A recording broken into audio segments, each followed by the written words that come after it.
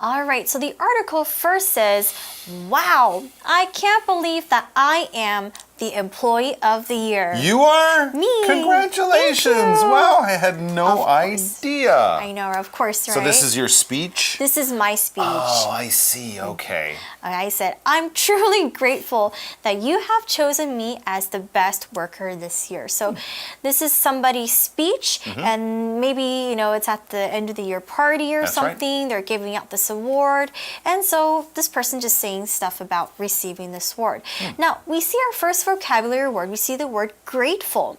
When you're grateful, it means you're very thankful for something and you show appreciation for that. So, in Western cultures, we have Thanksgiving. Yes. So during Thanksgiving, people are grateful for the things they have. Okay. So that means they show thanks, they show appreciation for the things that they have during this time.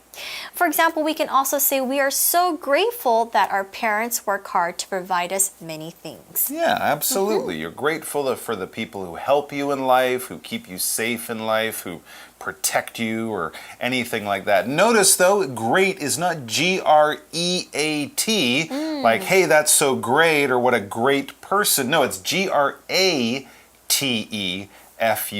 So That's it's a right. different type of great. But yes, means very thankful. When you appreciate people, when you're very thankful for things that they do. Now let's continue on with Tiffany's speech. And I say, thank you, Mr. Ford. Oh. Henry Ford? Oh, I see. Okay. He's already passed away. I guess he's your boss. He's my Ford. Mr. Ford, it's an honor to work under such a great boss. Good yes. speech. I know, Good right? Speech. Good, right? Boss likes it too. I know, that's why I wrote it. When you show honor, it means like you show respect to someone because you really admire them. And it also means that maybe there's a really special opportunity that you have, and it just makes you feel really proud to be a part of this opportunity or to be a part of this thing. So for example, I could say, I had the honor of meeting President Obama. Wow, it's a very special opportunity that not everyone gets. We can also use honor as a verb, right? If you honor someone, you show respect in a public way to that person, all right? If you show them that you're grateful and you think they're a very nice person, then you are honoring that person. They will feel honored. It is an honor. It's a very special occasion. All right, let's get back to the speech. It says, it's also a special privilege to work with so many great colleagues too. Oh, well, thank you very much. That's very kind of you. So this is a really good speech so far. You're saying that you're very thankful, you're very grateful, you're thanking your boss, and you're not forgetting to thank your coworkers because, of course, most jobs you're going to be working as a team. And yeah, here's a couple of good words to use when you're being thankful to your coworkers. Privilege. A privilege is basically a special opportunity that doesn't go to everyone. All right, maybe you've done something good, maybe you were just born lucky or something like that. If it's an honor to meet a president, it would also be a privilege to meet a president. Something special that not everyone can do, and you recognize that. You know that you're quite lucky, you're quite special to have this privilege, to have this very special chance. All right, so it's a privilege to work with really good people, to have really good colleagues. A colleague is basically a coworker. All right, it could be a person who works in the same company. That's often how we use colleague. But if you work in a certain field, all right, doctors would be colleagues with other doctors from around the world. They don't have to work in the same hospital, but if a brain surgeon from Taiwan meets a brain surgeon from America, they could say they are colleagues. They work in the same field, they have the same knowledge, the same kind of training. They're equals in the workplace in some way or another.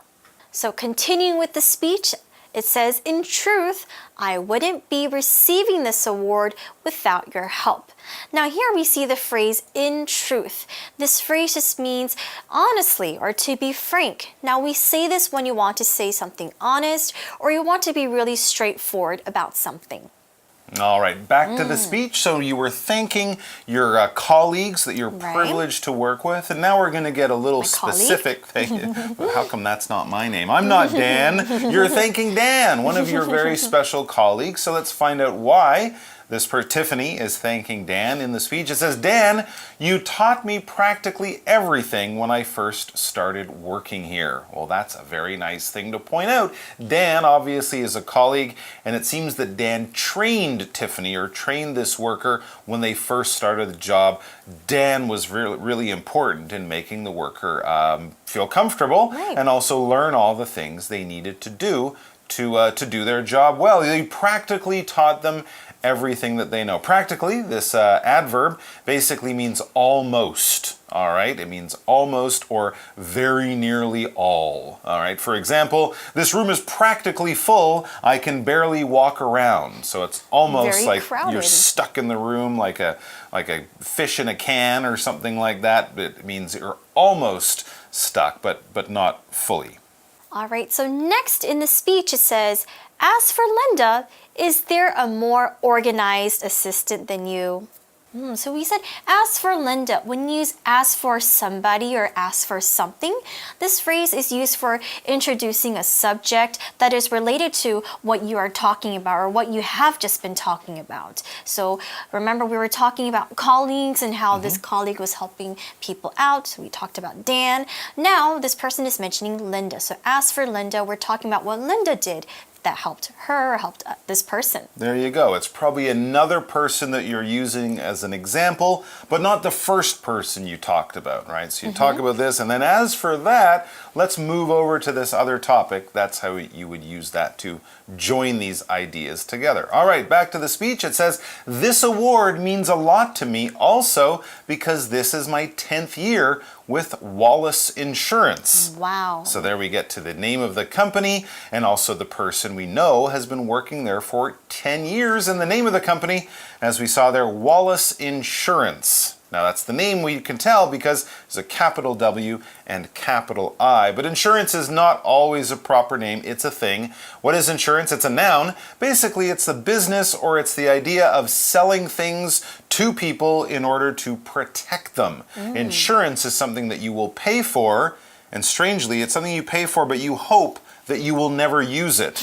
Because if you do use it, something bad has happened. For example, you might own a home and you would want to buy fire insurance. Now, hopefully there's never a fire in your house, so you pay just a little bit each year into the fire insurance company. Hopefully there's never a fire in your house, but if you do have the bad luck of having a fire in your house, the insurance company will give you your insurance, which is basically a lot of money that you can then use to fix your house.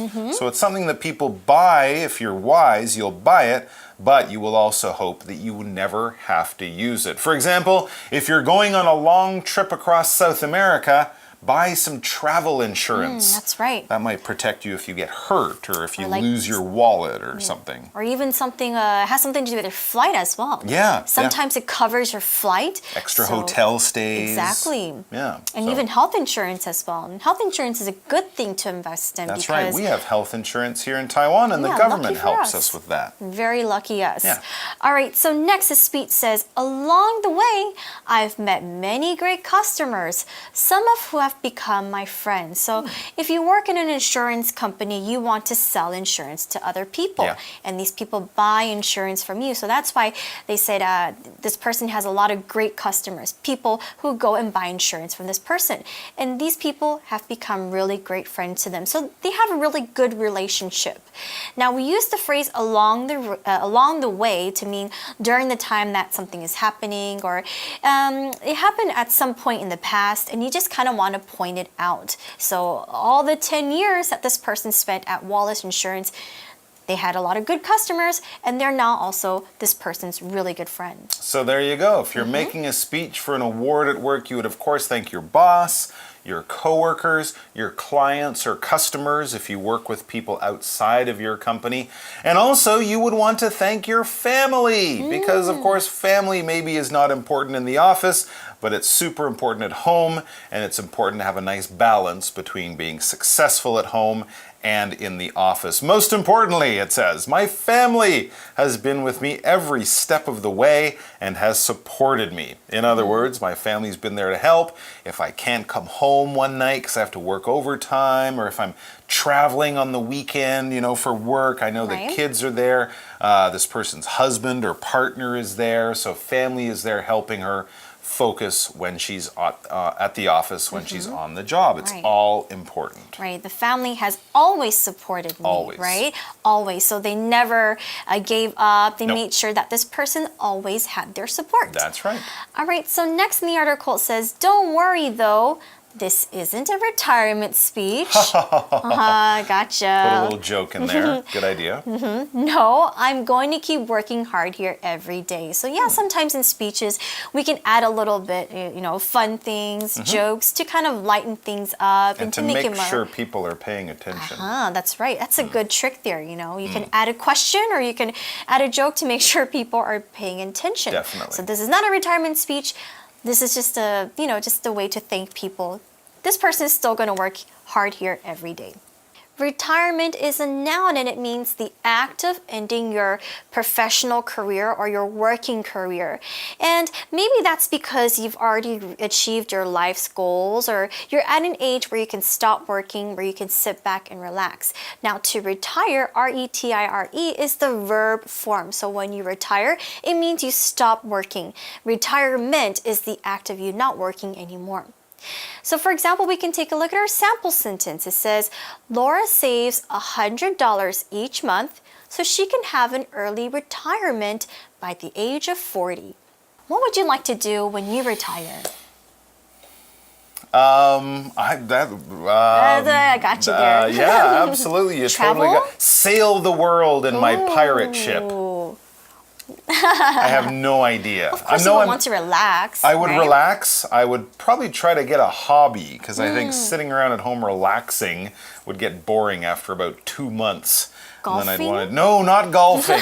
Definitely don't want to play golf. You don't want to be those kind of people. Golf would make me angry. No, but something like that. A hobby, a pastime, maybe volunteer somewhere. Because it's something that you would do, of course, for the rest of your life. A lot of people, if they're successful, if they plan for it, can retire when they're in their 50s or 60s. Yeah, when they're quite young. Yeah, and if you're a healthy person, you could live another 20 or 30 years. So retirement is something people need to think about and plan for because, sitting around watching TV is probably not something you want to do for 30 years. Anyways, back to the article. It says, in fact, I want to challenge myself to break my personal sales record. This woman is not retiring anytime soon because she has other goals, other challenges she's setting for herself at work, and she wants to challenge herself to reach a certain sales record. Well, that's very good. As you saw, I used challenge both as a noun or as a verb, as it is in our article. To challenge yourself is basically to test yourself in some kind of difficult or otherwise not easy way. A challenge is a difficult test, and to challenge is to put someone through a difficult test. So learning how to speak another language in just a few months would be a real challenge. All right, learning how to be a good tennis player or how to play the violin or anything that's not really that easy. Walking to 7-Eleven to buy a bottle of water, that's not a challenge.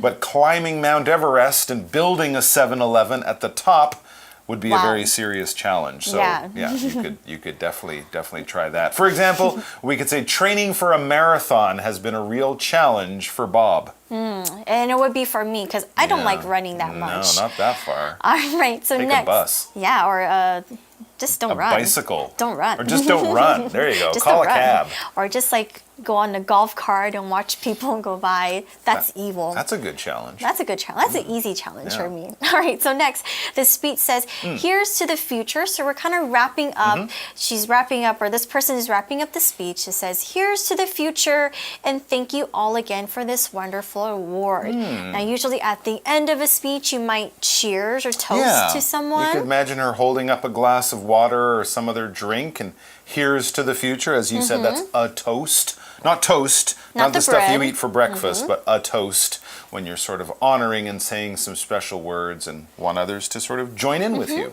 That's right. So, thank you all for my Employee of the Year award. You're very welcome, and Boy, you deserved it. Yay! Yeah, now we're going to go talk about insurance for a while. Okay. I'm going to find out exactly how much she knows. I'm sure it's a lot. Probably And nothing. as we do that, we're going to go to our close.